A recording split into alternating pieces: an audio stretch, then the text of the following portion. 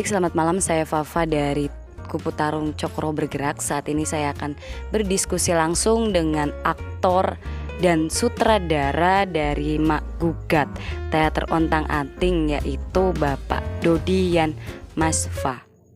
Baik, saat ini di samping saya ada sutradara sekaligus aktor dari pementasan tadi yang berjudul Mak Gugat. Nah, Bapak mohon perkenalkan dulu siapa namanya. Saya Dodi Yan Masfa. Saya kelahiran Surabaya, sekarang berdomisili di Gresik. Saya berkesenian atau berteater itu sejak tahun 87 sampai hari ini, dan mendirikan kelompok teater Tobong itu tahun 2001.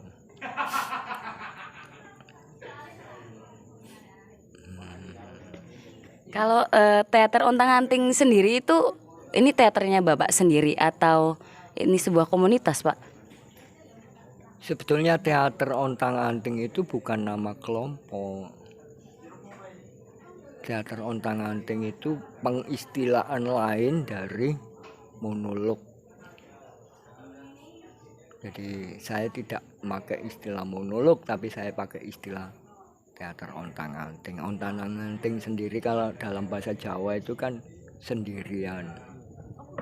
Misalkan kayak anak tunggal itu anak Ontang Anting gitu.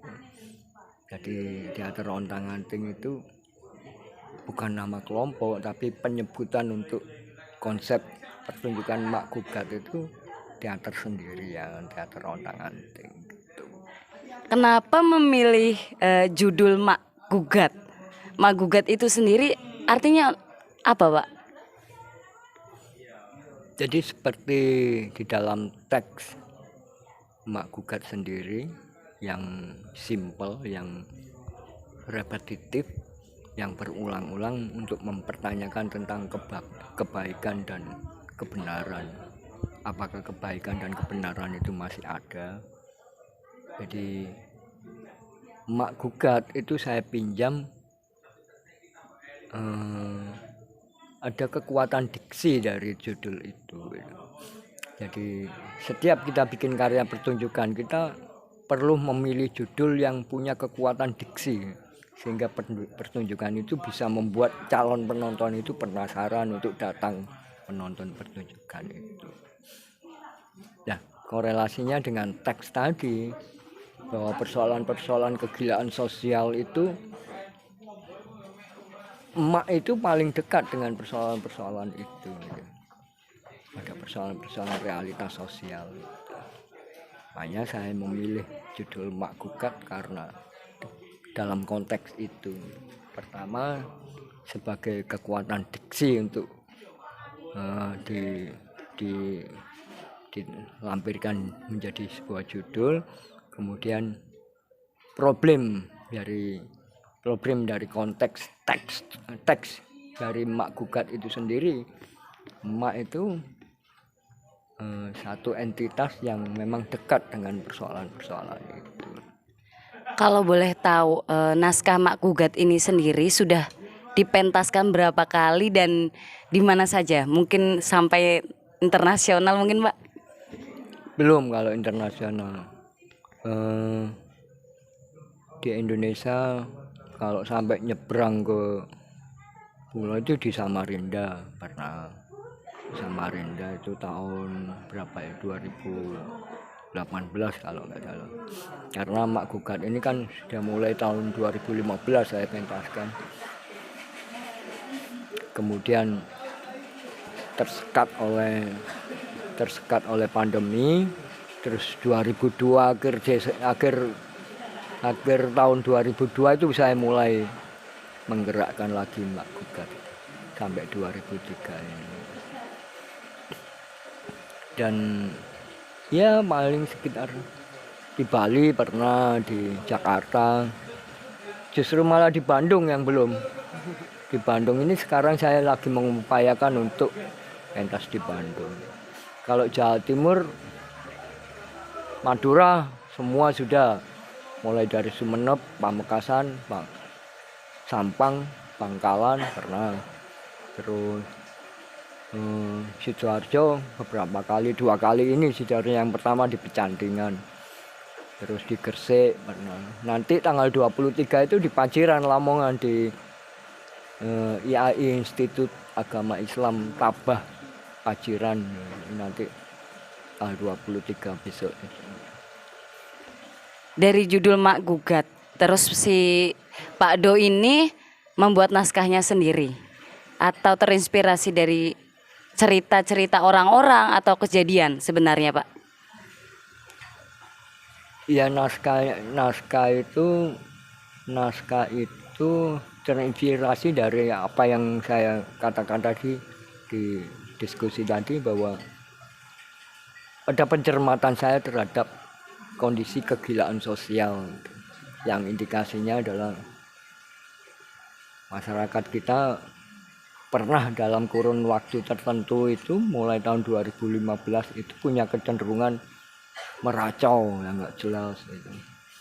Kemudian ada kecenderungan manipulatif, kelainan seksual sampai sadisme. Bahkan sampai hari ini pun muncul lagi kegilaan sosial yang lain. Masyarakat mulai punya kecenderungan apatis terhadap persoalan-persoalan yang sebetulnya penting. Jadi masyarakat kita cuek dengan persoalan-persoalan yang sebetulnya esensial. Nggak tahu itu karena apa, persoalan-persoalan itu karena apa. Itu kalau spekulasi politik itu akibat dari keterputusan antara kebijakan penguasa dengan masyarakat. Itu ada keterputusan di situ, sehingga masyarakat mengalami kebingungan, mengalami blank, kemudian muncul indikasi kegilaan sosial itu. Nah, dari pencermatan itu kemudian saya merumuskan untuk bagaimana teks yang harus saya pilih gitu. Bagaimana artikulasinya, bagaimana irama teks itu. Makanya tadi kan punya kecenderungan kayak yang punya esensi puitisasi kan teksnya itu. Ya, sampai beberapa waktu proses pencarian teks itu, ya yang saya temukan teks itu, teks yang saya pakai untuk mendialogkan performance tadi. Oke, yang terakhir nih Pak, mungkin harapan Pak Do untuk generasi-generasi muda saat ini terhadap dunia teater atau dunia kesenian lainnya, harapannya apa menurut Bapak? Ya, sampai hari ini saya merasakan ada problem akut nih dari kelompok-kelompok teater itu, yaitu pola upaya pengembangan. Yang dulu kita itu bisa melakukan koordinasi, melakukan melakukan upaya proses kerja pembelajaran teater itu dengan metode-metode yang sekarang ini mungkin nggak bisa, karena kita menghadapi hal-hal yang instan. Makanya saya berharap bahwa ada penyikapan lain dari bagaimana kita menyikapi teater itu, tidak hanya sebagai collective art tapi sebagai personality art. Jadi teater bisa kita perlakukan seperti kalau kita menulis puisi atau melukis, ini kan sangat personal.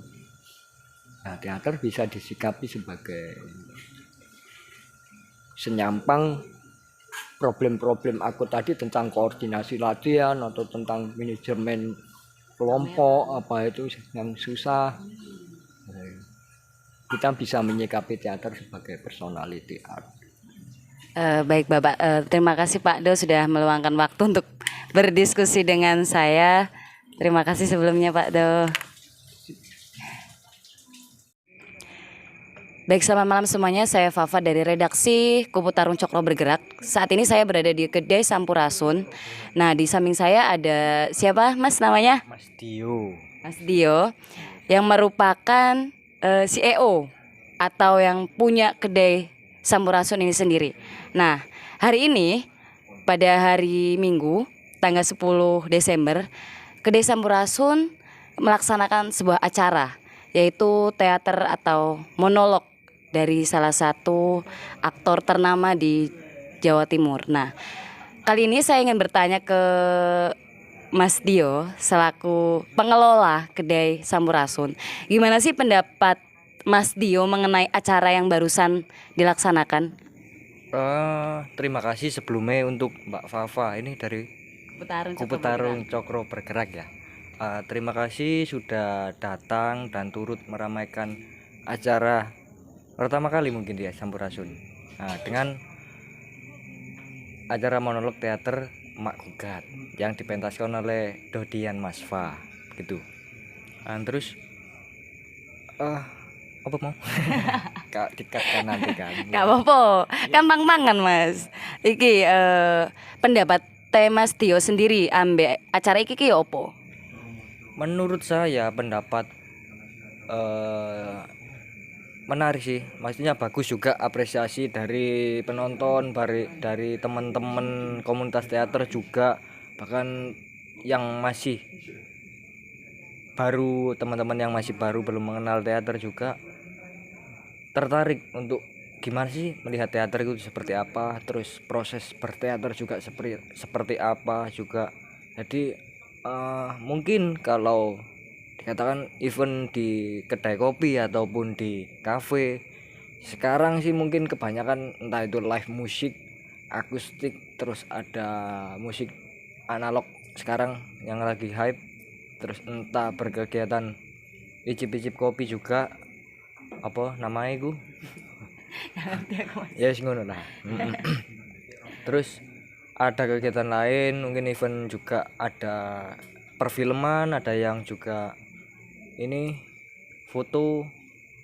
Nah, terus kenapa juga saya mengadakan event berteater juga, pertamanya saya pengen mengenalkan teater itu seperti apa, terutama bagi teman-teman yang masih awam dengan teater.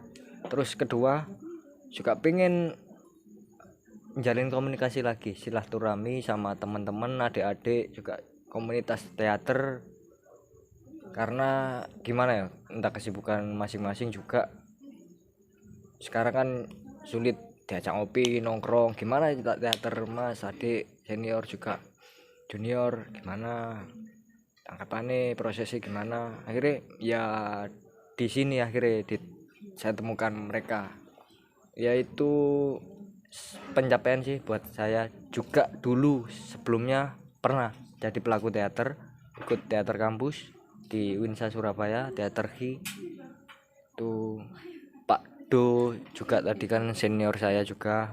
Terus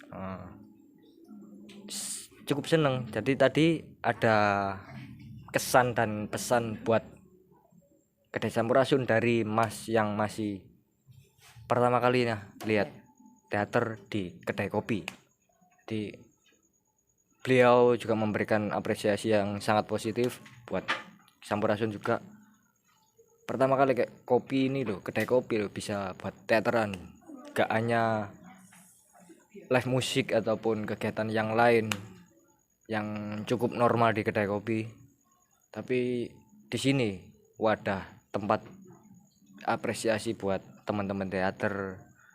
Dan mungkin saya juga seneng, jadi saya pribadi sebagai owner juga turut seneng, kebanggaan tersendiri buat penilaian apresiasi yang positif tadi itu. Terus apa lagi? Udah. Oke. Karena tadi sudah sedikit menjelaskan tentang alasan atau tentang harapan dari acara ini. Nah, apakah hanya pementasan teater saja yang akan dilaksanakan dan diselenggarakan di kedai ini seterusnya, atau akan ada kegiatan berkesenian lain, misalkan melukis atau kegiatan seni lainnya di kedai Sampurasun ini, Mas?